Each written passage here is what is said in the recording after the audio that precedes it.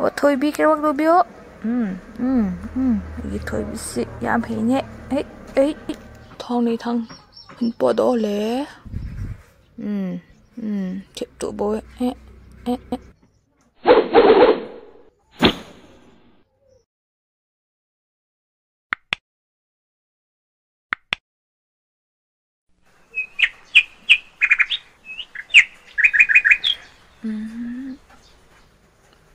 ô gu rồi lắm kinh cái thò lỗ đấy hey bật thiên tôi hủy tắc cái pi là thal ngà lên kệ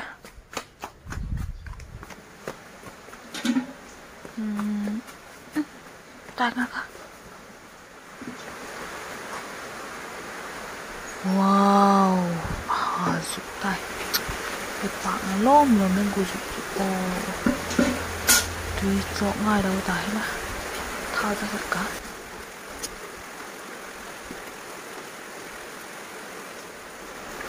đây trong này là thao ra tất cả half pen chen hi mi tam pin hung gen ki di ho ok tu thao ra cái sang nang ka wow đi chọn ngay đâu 506 inum na half pen ka cheng se kha mi tam pin a complain o van nal deu dong again tiwa tu hi van nal deu deu depend cho các bạn nói đây hi kan not zo le so de ke cho bango lam tu hi kan to zo ta ag đi dio mi gen mana wa ag in cho le thei lo soi mem ka dây ta cho ta kan not ka lam ho ching ka tin hung ki change ka tin ki le ki ka ilang nga kon yeah I am back dây cho in na adai cho buta te ka pang ne okay let's go and put some let's go ai ka to so le bang ti okay let's go in na van na tak sa ki sima pon wak so de cho le hi mi doi dan he se bang he le okay boy he dan dan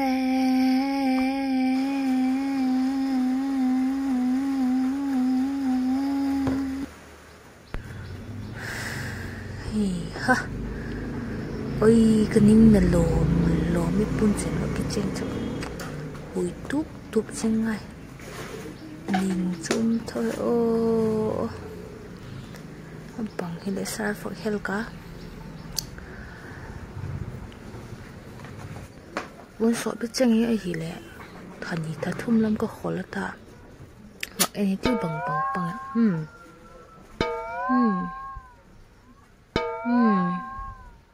nice one vật đi rất cái tính chỉ rồi lấy in về vật cả hey buồn nào lấy cho cần những cái tên mà riêng hết mi thu vật mà lâu chút này thì kỹ lâu in vợ hen cả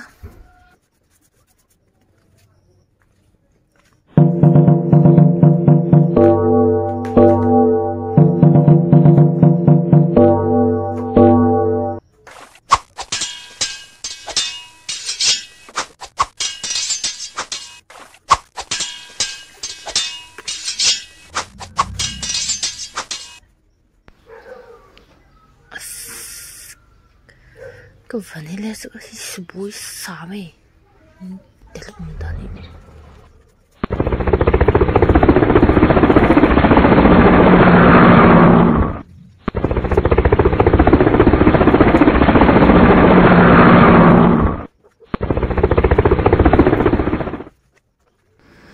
in cái hệ dấu buồn ở sọm ngà kìa cả phần này còn những ta cho hồi tụ gì ngay bằng cái lệ sọt biết chưa thành này ta thum làm bún na ta ai vật đi sọt đều rồi lại mà nằm xì riêng đi cái bún mà chịu đi cái tai cái phần này ơi ha có vấn nó cái khiển ma cả của mà gì tập băng lộc thế nó lo nó bị hấp bên vật chất giờ là cùng xóm sơ gì bỏ được cái bằng gì nhỉ xóm rất ngao cả thì cho xóm thả nó đều lấy ông tài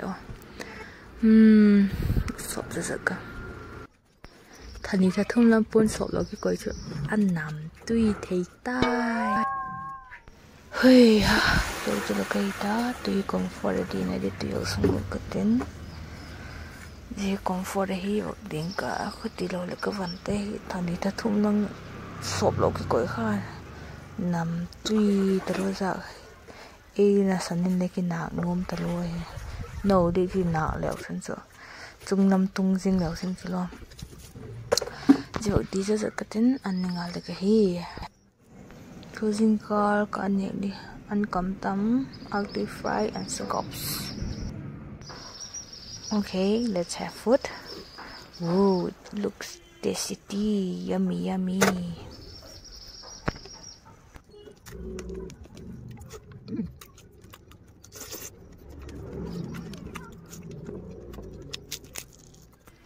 Ôi, tin là lòm ấy đan lệ cái ghiền nát khác đi là cái lao kia giờ tất nhiên không post đồ kịp đi đan chứ đủ chắc đã bị ham o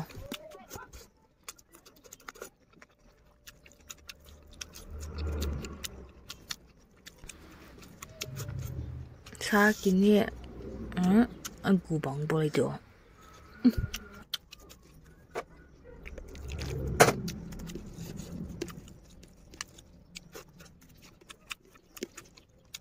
okay, done with eating. Then pull sop thangal ka. Wow, kya खुशबू है manam dinu se ne manam ka harawe ne manam si nu si pchani ne he let me podox podok ngal he tiu tu hi chu innerwear asan ka nei le he du tai la mình sẽ đôn lộ anh chứ phơi trái ra được cũng đang được tầm một thế weather thì lệ tụi lại nuông tăng qua là khi ngay để bật được đó ủ lệ khi ngay ủ lệ cái khen nó cái cú li single là tèo boy cái dâu tay thôi bắt trans cho cái trái ta. Let's now welcome Toby. Woo! Toby le, honga. Tu hi pun pau de kisa kamal achaga ehin la pun pau jon si dik pu.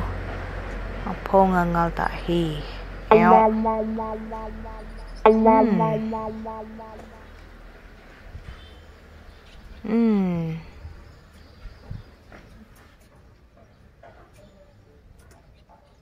Okay, let's chilling pot. Cereal number 1, Toby.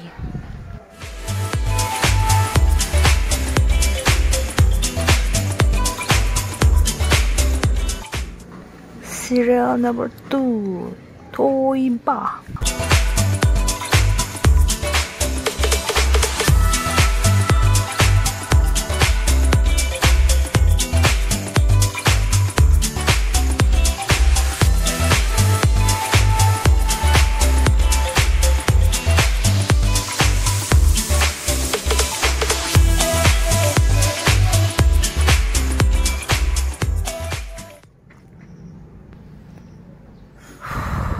Kasep de jeng ka zauta tu hi kanau tam do kharoma jup khaya kinga chi dire. Let's go, yeah. Kabek wa kung katin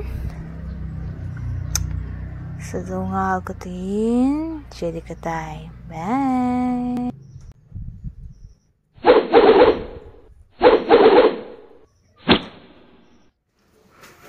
And now I am at their house. Tunggu suka tay.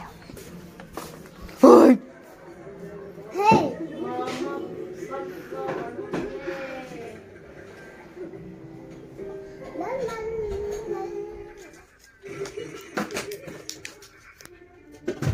Ish, ang ako yun yan siya.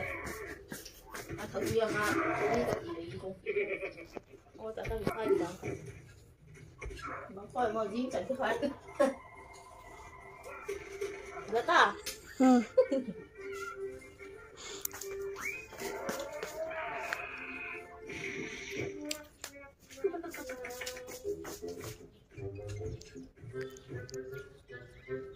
Pink kalaro ko dyan mo. Ay, di madam sa'yo. Pink, patampi mo. Pink to? Blue.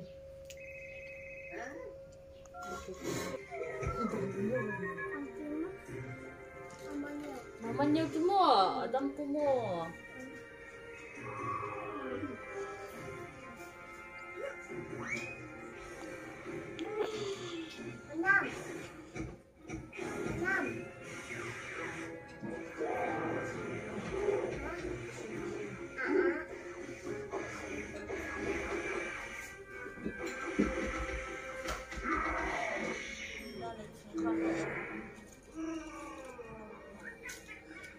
Your boy to it. Yes, so bad. Let's see. Pute hiwem kan kampar hong.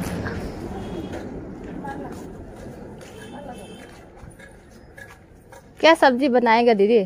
हंगाम दीदी बनाएगा इसका, आप लोग जैसा।